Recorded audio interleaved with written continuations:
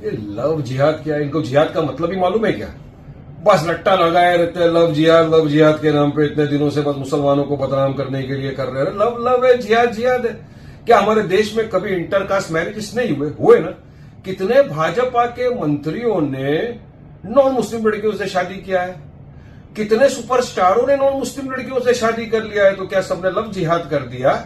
अब इन्हीं के जो मंत्री है, ये लोधा जी, इन्होंने असेंबली में खड़े होकर कहा था कि महाराष्ट्र में लाखों केस हो गए लव जिहाद के। अरे जब इन्वेस्टिगेशन किया, इंक्वायरी किया, तो पता चला कुछ भी नहीं है, खोदा पहाड़ निकला चूहा।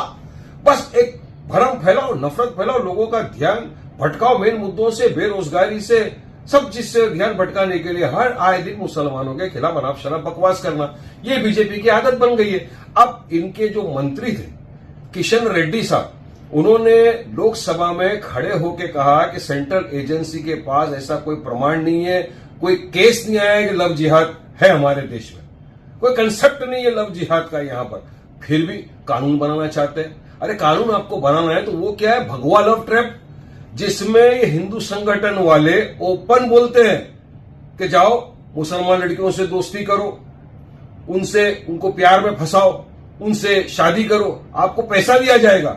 उनके खिलाफ कौन सा कानून बनाएंगे आप? वहां तो खामोश हो जाते हैं, वहां तो सबके मुंह में दही जम जाता है।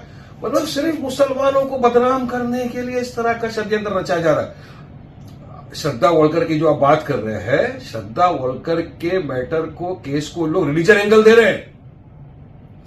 वो एक मानसिक रोगी था, हमने सबने कंडेम किया ऐसे इंसान का, हम सबने कहा कि नहीं ये गलत है। इस तरह के मानसिकता के जो रोगी है उनकी सजा सख्त होनी चाहिए, उनको जेल में डालना चाहिए। उसको रिलीजन एंगल दे रही है लोग। तो अब क्या हमको बीजेपी वालों से पूछना पड़ेगा किससे प्यार करना है, किससे शादी करना है? अब ये भी सभी हमको बताएंगे कि किससे शादी करना है, किससे प्यार करना, तो किस दिशा में लेके जा रहे हैं देश को? अरे आर्टिकल 25 संविधान का राइट टू प्रैक्टिस रिलीजन की इजाजत देता है।